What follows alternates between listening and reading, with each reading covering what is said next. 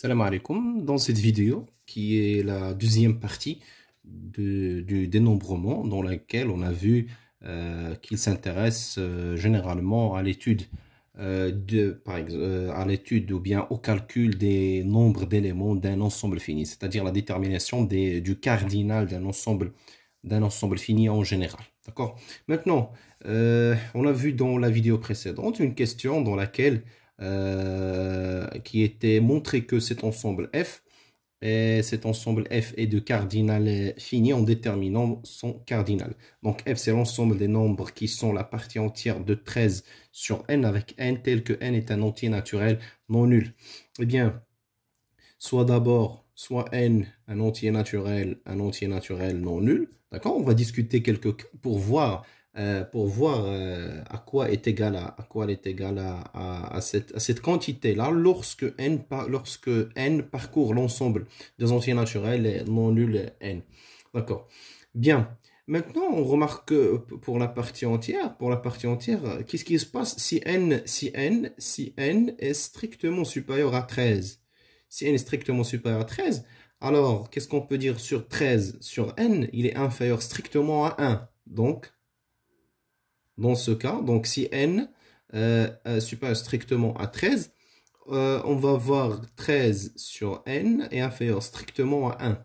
Inférieur strictement à 1. Il est d'ailleurs compris entre 0 et 1. D'accord? Il est compris entre 0 et 1. Donc il va être bien sûr strictement positif. Alors, donc la partie entière de 13 sur n est égale à 0. Alors, tous les nombres qui sont strictement supérieurs à 13 donnent ce résultat. D'accord? Maintenant, il reste à voir si n est compris. Donc, qu'est-ce qui reste dans n? Juste les nombres qui sont entre 1 et 12. D'accord? Maintenant, si n appartient à 1, 2, jusqu'à 12. Jusqu'à 12. D'accord, c'est bien. Maintenant, il suffit de voir chacun de ces éléments, ou bien d'étudier les cas, ou bien de passer un cas par cas. Alors, voyons ici, pour 1, donc 13 sur 1, c'est 13. D'accord? 13 sur 1, c'est 13.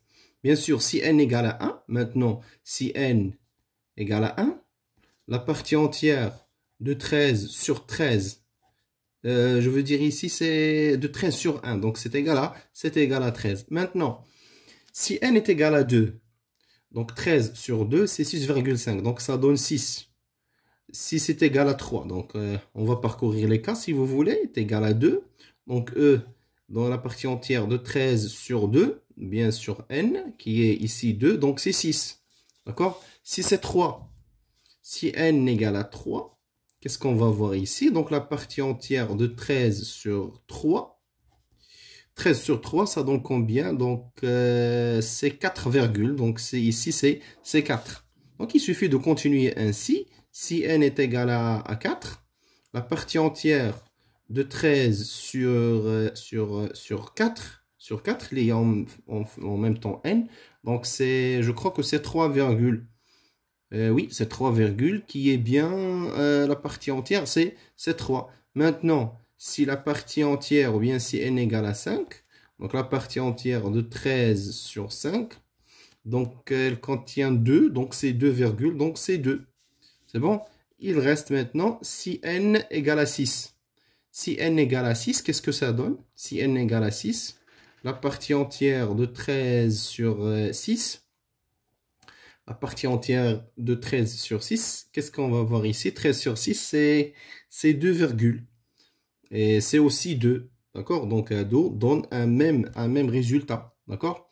Maintenant, si n est égal à 7, ou bien si n appartient, donc c'est pas la peine de faire le tout, 7, 8, 9, 10, et 11, et 12. D'accord?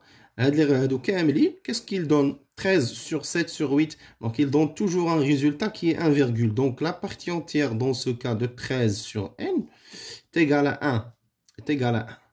D'accord? Donc, finalement, on a fait le parcours de tous les nombres entiers naturels non nuls. D'accord? Je fais l'équilibre strictement 13. Maintenant, on a vu tous les cas de ceux qui sont entre 1 et 12, alors on a trouvé que les cas suivants. Alors finalement, d'où F donne l'un des résultats suivants dans tous les cas. C'est-à-dire, c'est soit 0, 1, 2, c'est pas la peine de le répéter, 3, 4, 6, 13. Donc, et 13, d'accord. Ça, c'est l'ensemble F. Eh bien, il est clair qu'il est de cardinal fini, sans montrer par la bijection. Bien, c'est clair qu'il est de cardinal fini. Et c'est un ensemble fini de cardinal 1, 2, 3, 4, 5, 6, 7. Donc, de cardinal de F égale à 7. Donc, c'est un ensemble fini de cardinal 7. Maintenant, on passe aux deux autres exercices. Voici le premier exercice et le deuxième exercice. Alors, pour le premier exercice, donc soit A, B, C, trois ensembles finis, et montrer que on a cette formule-là. Montrer qu'on a cette formule-là. Alors, pour montrer cette formule, on utilise la formule qu'on a vue juste pour deux ensembles, de la manière suivante. Donc, on commence. Donc, on a le cardinal de A union B union C. C'est quoi ça? Qu'est-ce que ça va donner? Le cardinal de A union B union C. C'est le cardinal, disons, de A union B union C, mais en considérant celui-là, A union B, comme étant à son tour un ensemble. D'accord? Et on rappelle que, qu'est-ce qu'on a vu dans la séance précédente? Que le cardinal de l'union, ça va donner quoi? Donc, c'est le cardinal de la première, c'est-à-dire c'est le cardinal de A union B, plus le cardinal de C, moins le cardinal de leur intersection. Je n'ai l'intersection dialogue, c'est-à-dire A union B, intersection avec, ou bien l'intersection de cet ensemble avec l'ensemble C. D'accord? Donc, on a utilisé la propriété des cardinaux juste sur deux ensembles. Un ensemble. Qu'on a déjà vu dans la première partie. Alors, ici, on va réappliquer la même formule. C'est-à-dire, on a le cardinal de A union B. Encore une fois, c'est le cardinal de A plus le cardinal de B moins le cardinal de A inter B. On n'oublie pas plus cardinal C, moins le cardinal de cet ensemble. Alors, on a le cardinal d'une intersection. D'accord. Je rappelle, je n'ai la formule qu'on a déjà vue. On a déjà vu la formule suivante. Le cardinal de E union F, c'est le cardinal de E, plus cardinal de F, moins le cardinal de E inter F. D'accord. En général. Alors, on peut écrire que le cardinal de l'intersection, je t'aurais dit qu'on est le cardinal de E inter F, c'est le cardinal de E, toujours, plus cardinal de F, moins le cardinal de E union F. Donc, j'espère que c'est clair maintenant. C'est bon? Alors, on va utiliser la même chose ici. Sinon, on a d'autres voies.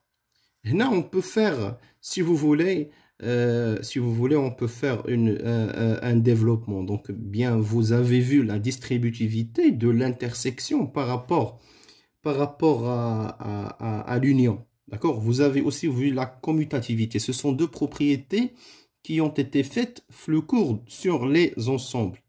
D'accord? E inter F, c'est F inter E. D'accord? Et on peut faire une sorte de distributivité de cet ensemble sur cela. Ou là, on utilise celle-là. D'accord? Maintenant, on a le choix. Donc, on va penser, par exemple, à faire un développement. Donc, c'est C inter A, c'est C inter A. Union, quoi? C'est C inter A, union C inter B.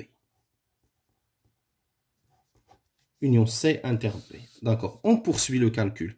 Donc, ça donne cardinal de A toujours, plus cardinal de B, plus cardinal de C, moins cardinal de A inter B. Là, on va réappliquer encore une fois la propriété de cardinal de l'union. Donc, c'est moins.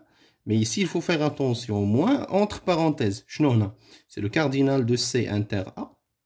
Ce cardinal de C inter A plus le cardinal de C inter B moins moins quoi? Moins moins le cardinal de leur intersection. C'est-à-dire l'intersection de l'ensemble مع l'ensemble. C'est-à-dire C inter A, inter C inter B. On est qu'il y a C معاودة, donc c'est directement, on peut écrire CA, inter B, inter C. D'accord? Donc on a c'est C. Donc si c'est pas clair, donc c'est C inter A, C inter A, inter C inter B. D'accord? Donc, vous avez vu aussi une propriété qui est dite associativité, le chapitre sur les ensembles, l'associativité, c'est-à-dire là, on peut se débarrasser de ces parenthèses-là et écrire directement c'est C inter A inter B. D'accord? Et puisque C inter C est égal, C inter C est égal à C inter C est égal à C. D'accord? Donc, j'espère que c'est clair pour ce passage-là. Et maintenant, on poursuit et on continue. Donc, enfin. Donc, c'est le cardinal de A plus cardinal de B plus cardinal de C moins le cardinal de A inter B moins cardinal de C inter A moins cardinal de C inter B moins, ça donne plus cardinal de A inter B inter C. Et c'est bien le résultat qu'on espère, bien qu'on cherche à montrer. Le voilà. D'accord? Donc j'espère que c'est clair. C'est une sorte d'application des propriétés des cardinaux qu'on a déjà, de l'une des propriétés de cardinaux qu'on a déjà vu utiliser une ou bien deux fois. Maintenant, on passe à l'autre exercice qui est, voilà, dans une population de 1000 personnes,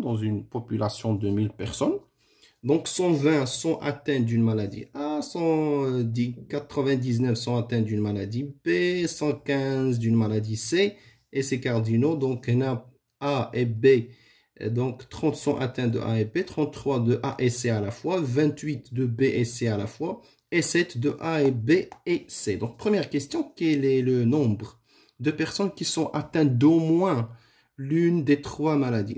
Il faut bien lire d'au moins l'une des trois maladies. C'est-à-dire quoi? C'est-à-dire soit de la maladie A, soit de la maladie B, soit de la maladie C, ou bien, c'est-à-dire soit A et B, ou bien A et C, ou bien les trois.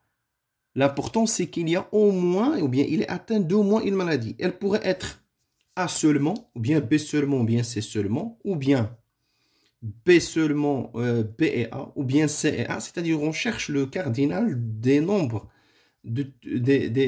en général des personnes qui sont atteintes par une maladie, c'est-à-dire au moins. Alors il s'agit de quoi comme modélisation ici? Comment on peut répondre à cette question? Eh bien, on va poser des ensembles. Alors, donc, pour l'exercice 2, qu'est-ce qu'on va poser pour l'exercice 2? Donc, soit E, ou bien on peut même appeler A. Donc, soit A, l'ensemble de quoi? L'ensemble des personnes atteintes par la maladie A.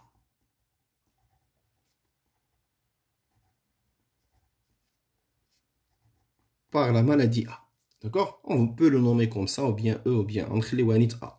Et soit aussi B, et soit B, l'ensemble des personnes qui sont atteintes de la maladie B, disons B, donc c'est pas la peine que je écris tout ça, soit C, l'ensemble des personnes qui sont atteintes de la maladie, C. Alors, qu'est-ce que ça veut dire être atteint d'au moins l'une de ces deux dents? C'est-à-dire, on cherche, c'est-à-dire, ici, une personne appartient soit à cet ensemble, soit à cet ensemble, soit à cet ensemble. En fait, la question, c'est de chercher le cardinal de A union B union C. D'accord? Ça veut dire un élément qui appartient à A union B union C. C'est par définition que vous avez vu dans votre cours sur les ensembles. Un élément qui appartient à l'union de trois ensembles, ou bien seulement deux, c'est-à-dire il appartient à A ou appartient à B. Il a un comme 3, c'est-à-dire X appartient à cette union, il appartient à A ou appartient à B ou appartient à C. en termes de notre problème, il est atteint soit de la maladie A, soit de B, soit de C au moins. D'accord? C'est-à-dire, ou bien plus. Il appartient par exemple à A et B n'appartient pas par exemple à C. Il appartient aux autres. Alors là, on applique la formule de l'exercice précédent. D'accord? Donc c'est quoi ça? Donc c'est le cardinal de A plus cardinal B plus cardinal C moins cardinal de A inter B moins le cardinal de A inter C. Eh bien, je rappelle que c'est un cas particulier, la formule du crible de Poincaré ou bien le principe d'inclusion-exclusion qui est très utile en fait les exercices des Olympiades pour ceux qui s'en intéressent. Donc B inter C plus le cardinal de A inter B inter C. Et ça, on peut le trouver directement ici dans ces données. D'accord? Donc, ceux qui sont atteints de la maladie A, donc 22 représente le cardinal de notre ensemble, A. Alors, d'après ces données, donc le cardinal de A, c'est 120, plus 19, plus 115. Maintenant, moins cardinal de A inter B, ce sont ceux qui sont atteints par la maladie A et B. Ils sont en nombre 30, moins 33 les autres, donc, et moins 28. Et ceux qui sont atteints par les trois maladies à la fois, A et B et C, donc ceux qui appartiennent bien sûr à l'intersection, ils appartiennent à A, il appartient à B et il appartient à l'ensemble C. Il appartient à l'ensemble A, B et C. Donc le cardinal le nombre de ces personnes, disons, donc c'est, j'ai oublié ici, donc c'était 7. Oui, non, j'ai oublié plus 7. D'accord, plus 7. Et maintenant, il suffit de faire le calcul de ça. Donc en calculant, on trouve 241. C'est le nombre de personnes qui sont atteintes. Donc on peut écrire une phrase ici. Donc c'est le nombre de personnes qui sont atteintes de l'au moins de trois maladies. Il y a qui sont atteints de la maladie A بوحدها ولا B بوحدها ولا C بوحدها ولا فيه A ou C ولا A ou B. المهم il est atteint d'au moins une maladie. تقدر تكون فيه une maladie, deux maladies, trois maladies. وهذا le type de terme que vous trouvez dans ces exercices, au moins, il faut au moins l'une de ces trois maladies, il faut en faire attention parce qu'il est très utile, d'accord? C'est-à-dire soit une, soit deux, soit trois, ainsi de suite. D'accord? Ça dépend de la situation. Vous allez rencontrer ce type d'énoncé ou bien d'exercice dans plusieurs situations. D'accord? La deuxième question, quel est le nombre de personnes qui ne sont atteintes d'aucune maladie? Donc, on a 1000 personnes, 1000 personnes, بغينا نعرفوا ceux اللي ما فيهم ta maladie, c'est-à-dire ni A, ils ne sont atteints ni par A, ni par B, ni par C. Alors là, il faut bien penser. Ils sont atteints ni par A, ni par B, ni par C. Alors, comment répondre à cette question, ou bien comment l'interpréter et la modéliser pour répondre? Eh bien, qu'est-ce que c'est qu'une personne qui n'est atteinte ni par A, ni B, ni C? D'accord. 2. Donc, j'espère que vous avez pu répondre. Donc, 1. Donc, 2. Ici, je vais considérer, donc bien sûr, nous sommes toujours dans les 1000 personnes. Donc, c'est notre population. D'accord? On va noter cet ensemble de population par l'ensemble, disons l'ensemble P. D'accord? L'ensemble P, c'est-à-dire la population. Donc, c'est la population. Donc, c'est notre population. D'accord? Ou bien c'est l'ensemble des personnes auxquelles on a effectué ce test, tout simplement. Donc, ils sont de cardinal. C'est quoi le cardinal de cet ensemble P? Donc, à laquelle on a fait ces tests, c'est 1000. D'accord? 6000. Donc, parmi ces 1000, combien ne sont atteints d'aucune maladie? D'aucune maladie. C'est-à-dire, qu'est-ce que ça veut dire une personne qui n'est pas atteinte de A? C'est-à-dire, n'appartient pas à l'ensemble A. Et si elle n'appartient pas à l'ensemble A, et bien sûr, elle appartient à son complémentaire fine dans l'ensemble P. Parce que ici, avec l'ensemble A, il est inclus dans P. L'ensemble B inclus dans P. L'ensemble C est inclus aussi dans l'ensemble P. Donc, il faut la population kamela. Alors maintenant, on veut calculer avec la cardinale. Donc, ceux qui ne sont atteints c'est-à-dire une personne n'est atteinte ni par A, ni par B, ni par C. Donc, elle n'est pas atteinte par A, c'est-à-dire elle appartient à quoi? Au complémentaire de A. L'autre, donc une personne, donc on cherche le cardinal de personne, donc une personne qui appartient, qui n'appartient pas à A, et aussi qui n'appartient pas à B, et aussi qui n'appartient pas à C. Et bien sûr, si elle n'appartient pas à A, alors cette personne, elle appartient, elle appartient à quoi? Elle appartient au complémentaire, disons à bar, d'accord? Au complémentaire au complémentaire de A dans l'ensemble P. Dans l'ensemble P, qu'on peut noter aussi, si vous voulez, à bar, tout simplement, à bar. D'accord? À bar, on se met d'accord que c'est le complémentaire de A fin dans P. D'accord? Il est inclus dans P. Donc, c'est la même chose pour les autres. Donc, s'il n'appartient pas à P, alors cette personne, elle appartient au complémentaire de B et elle appartient au complémentaire de C. D'accord? Maintenant, qu'est-ce qu'on cherche? Je répète, selon les personnes, on cherche le nombre de personnes qui appartiennent à A, qui appartiennent à B et qui appartiennent à C. D'accord? Donc, c'est le cardinal de quoi? De A bar, inter B bar, inter C bar. C'est ça. Donc, c'est-à-dire le nombre de personnes qui appartiennent à ces trois ensembles à la fois, c'est-à-dire le cardinal de l'intersection.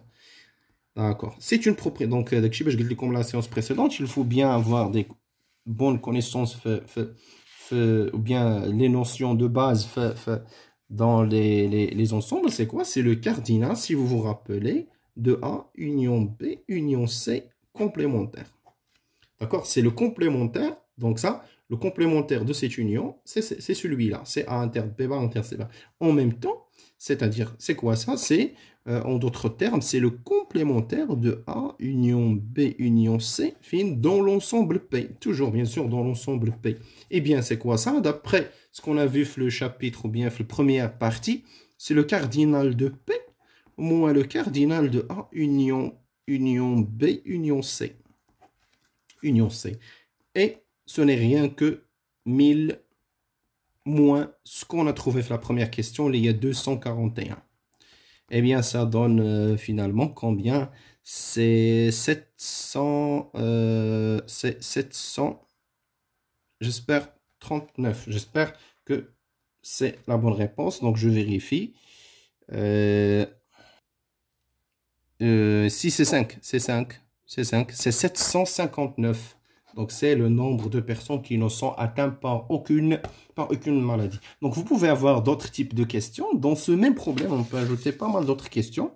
D'accord? Ceux qui sont, par exemple, atteints de la maladie A et qui ne sont atteints pas de B ni C, ainsi de suite. D'accord? Vous pouvez jouer avec ce type de questions. Mais j'espère que pour ce qu'on vient de faire ici, c'est clair. On se verra, Inch'Allah, on poursuit le cours dans la prochaine vidéo qui sera la 3e partie.